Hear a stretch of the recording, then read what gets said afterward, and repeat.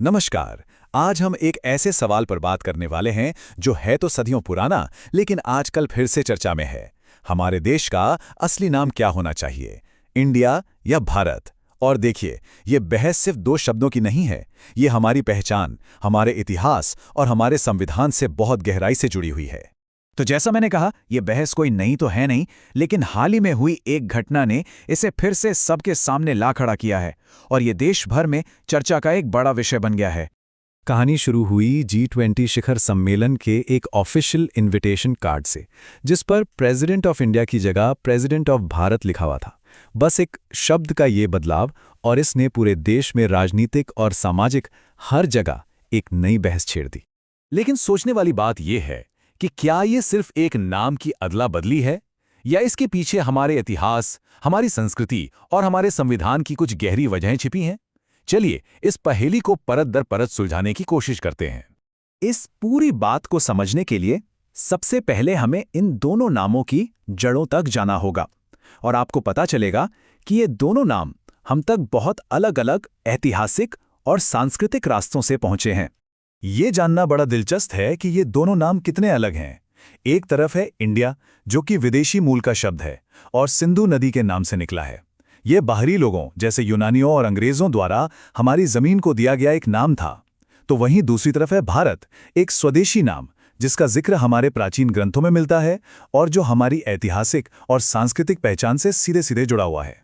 अगर हम इतिहास के पन्ने पलटें तो देखेंगे कि सदियों से हमारे देश के नाम बदलते रहे हैं। प्राचीन काल में इसे सिंधु नदी के पार की भूमि के रूप में जाना जाता था। फिर मुगल दौर में हिंदुस्तान शब्द काफी इस्तेमाल हुआ और फिर ब्रिटिश राज में इंडिया एक ऑफिशियल नाम बन गया। और आखिरकार जब देश आज़ाद हुआ तो हमारे संविधान बनाने वालों के सामने ये एक बहुत बड़ा और महत्वपूर्ण सवाल था। तो फिर हमारे संविधान निर्माताओं ने इस मुश्किल पहेली को सुलझाया कैसे? चलिए देखते हैं कि उन्होंने क्या समाधान निकाला। एक ऐसा समाधान जो दोनों इतिहासों का सम्मान करे और एक मजबूत राष्ट्रीय पहचान भी बनाए। और वो समाधान मिला संविधान के अनुच्छेद 1 में, जो कहता है India that is Bharat shall be a union of states. मतलब इंडिया, जो कि भारत है, राज्यों का एक संघ होगा। अब देखिए, ये कोई मामूली लाइन नहीं है। ये एक बहुत ही सोचा समझा फैसला था, जिसका मकसद दोनों नामों को संवैधानिक मान्यता देना था। और ये संतुलन बनाया भी कितने कमाल के तरीके से गया है। संविधान का जो अंग्रेजी वर्जन है उसमें इंडिया पर जोर है, इंडिया दैट इज भारत। लेकिन जो हिंदी वर्जन है उसमें भारत को पहले रखा गया है, भारत अर्थात इंडिया। ये हमारी भाषाई विविधता को सम्मान देने का एक शानदार तरीका है। अच्छा, उस लाइन में एक और जरूरी हिस्सा है, राज्यों का संघ यानी यूनियन ऑफ स्टेट्स। इसका मतलब भी बहुत गहरा है। इसका मतलब है कि भारत एक ऐसा संघ है जो कभी टूट नहीं सकता। राज्य प्रशासनिक सुविधा के लिए हैं, लेकिन वो संघ से अलग नहीं हो सकते। ये लाइन देश की एकता और अखंडता को पक्का करती है। वैसे ये नाम बदलने का जो सिलसिला है, ये सिर्फ भारत की कहानी नहीं है। दुनिया भर में ऐसा होता आया है और इसके पीछे कई अलग अलग वजहें रही हैं। आइए कुछ उदाहरण देखते हैं। मिसाल के तौर पर सियाम ने अपनी आज़ादी पर जोर देने के लिए अपना नाम थाईलैंड कर लिया। पूर्वी पाकिस्तान सांस्कृतिक और राजनीतिक मतभेदों के बाद बांग्लादेश बना। और अभी हाल ही में टर्की ने अपनी संस्कृति को बेहतर ढंग से दिखाने के लिए अपना नाम बदलकर तुर्की कर लिया। तो अक्सर देश अपनी एक नई पहचान बनाने के लिए ऐसा करते हैं। खैर, वापस भारत की बात करते हैं। सवाल यह है कि आज के ज़माने में इंडिया और भारत के बीच का ये संवैधानिक संतुलन असल में काम कैसे करता है? अगर हम अपने आसपास देखें तो ये साफ नजर आता है।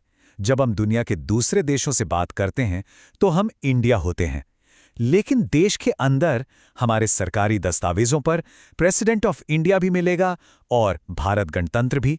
और सोचिए, हम जय हिंद भी बोलते हैं और जय भारत भी, दोनों ही साथ साथ चलते हैं। और देखिए, कानून की नज़र में भी ये मामला बिल्कुल साफ है। सुप्रीम कोर्ट में 2 बार, एक बार 2016 में और फिर 2020 में ये मांग उठी कि इंडिया नाम हटाकर सिर्फ भारत कर दिया जाए। और दोनों ही बार कोर्ट ने इन याचिकाओं को खारिज कर दिया, ये कहते हुए कि संविधान तो पहले से ही दोनों नामों को मान्यता देता है। तो कुल मिलाकर जो मौजूदा व्यवस्था है कि अंग्रेजी में इंडिया और हिंदी में भारत का इस्तेमाल हो, उसे एक समझदारी भरा और संवैधानिक तौर पर बिल्कुल सही कदम माना जाता है। ये देश की भाषाई और सांस्कृतिक विविधता का एक अच्छा प्रतिबिंब है। तो आखिर में हम एक सवाल के साथ रुकते हैं। एक ऐसा देश जहां इतनी विविधता है, वहां मकसद क्या होना चाहिए? क्या किसी एक नाम को चुनना जरूरी है, या फिर उन सभी पहचानों का सम्मान और संतुलन बनाना जो मिलकर इसे इतना अनोखा बनाती हैं? ये एक ऐसा सवाल है जिसका जवाब शायद हमारे देश की आत्मा में ही छिपा है।